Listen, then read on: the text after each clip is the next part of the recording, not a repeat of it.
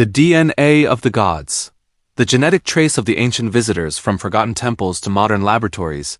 New evidence suggests that our DNA might contain traces of a non-human intelligence.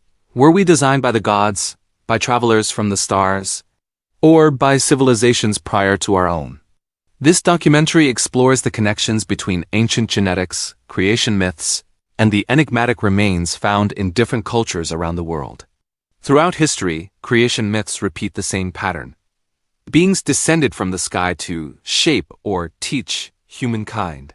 In Mesopotamia, the Anunnaki created humanity by mixing their essence with that of earth beings. In Egypt, the gods spoke of the divine seed placed within the pharaohs. In Mesoamerica, Quetzalcoatl shaped humans with corn and the blood of the gods. Today, genetic science offers us a new lens through which to examine those stories.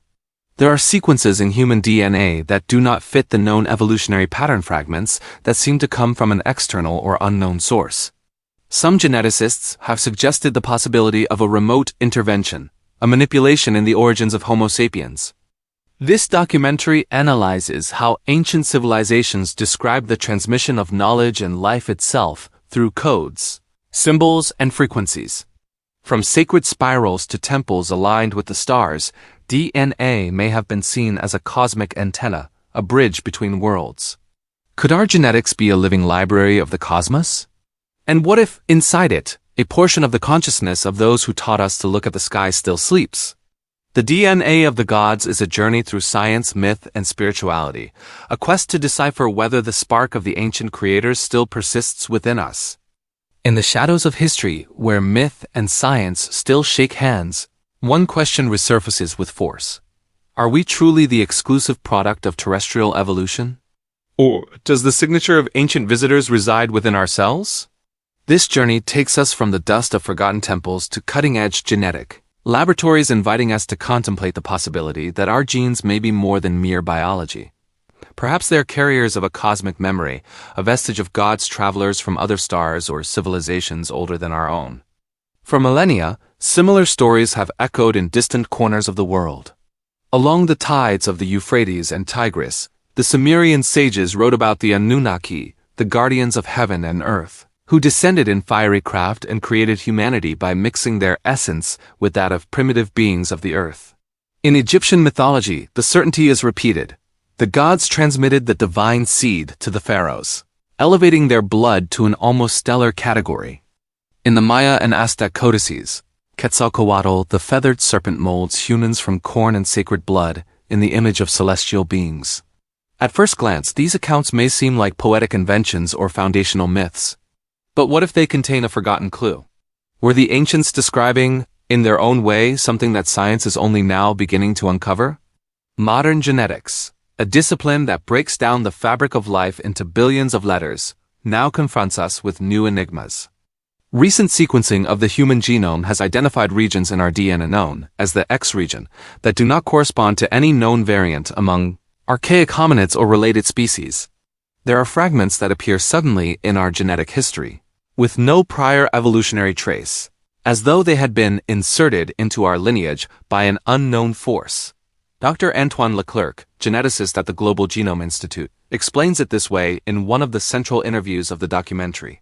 There are sequences in human DNA that we do not even share with our closest relatives, such as the Neanderthal or the Denisovan.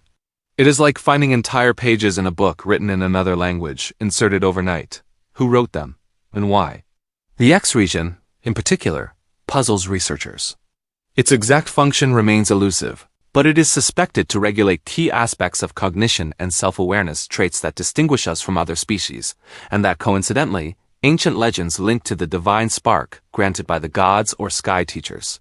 But scientists are not alone on this path of questions. The Dogon people of Mali, since time immemorial, have narrated how beings called the Namo descended from the Sirius system, bringing with them the seed of life and the plans of the universe. Surprisingly, their accounts contain precise descriptions of Sirius B, invisible to the naked eye and only detected by modern telescopes, along with stone carvings that resemble helicoidal structures, similar to the spirals of DNA. The Hopi of the American Southwest also commune with an ancestral memory. In their ceremonies, they perform dances, and chants that, according to elders, honor the star brothers, those who planted life and taught the secrets of existence through codes and symbols. Even the petroglyphs carved in the canyons of Arizona show elongated figures wearing energy belts and double spirals, which some researchers associate, though controversially, with the double helix of DNA. Coincidence? Or an ancient wisdom encoded in images and stories? It is not only in genetics that traces of an extraordinary origin seem to appear. In the architecture and art of many ancient cultures echoes a universal knowledge.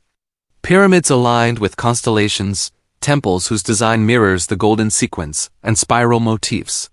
In Egypt, in the Temple of Abydos, carvings remain that some modern interpreters see as representations of the cord of life, a double serpent coiling around a staff, suspiciously similar to the caduceus, and which others have connected to the metaphorical double helix. In Mesoamerica, modern visualizations of the genome are juxtaposed with ancient images of the god Quetzalcoatl, whose serpentine figure curves and intertwines into a spiral, like a genetic code carved in stone. When we isolate DNA from pre-Columbian remains, especially priestly or ruling elites, we often find unique variants, markers absent not only in modern populations, but even in ancient samples hundreds or thousands of kilometers around. Who introduced those variants? Why do they appear and disappear like waves through time? This question resonates not only among scientists. Shamans and keepers of tradition continue to reference the memory of the gods, passed through generations. For them, DNA is more than biological information, it is the living library of all possible worlds. Returning to Mesopotamia, archaeology reveals even more mysteries. Sumerian tablets unearthed over centuries repeatedly insist that humanity was shaped through a mixture of raw materials, clay, divine blood, and the essence of life. Some texts even detail processes that, through a modern lens, could suggest genetic manipulation. The extraction of Adamu, the first human being, created in a laboratory by the gods. In the laboratory, geneticists observe how certain sequences in the X region appear and disappear from entire lineages, as though they had been deliberately activated or deactivated. Computer simulations show that these insertions may have resulted from a sudden intervention, foreign to the slow, hesitant rhythm of natural evolution. If we assume that life on Earth is not an isolated phenomenon, but a network connected to the cosmos, wouldn't it be logical to think that certain codes have traveled on comets, meteorites, or even artificial artifacts from other star systems to seed new lineages? Some of the sequences we study seem so strange, so refined, that they defy any terrestrial explanation. The documentary pauses to fly over a map of discoveries. From the sands of Egypt to the jungles of Mesoamerica.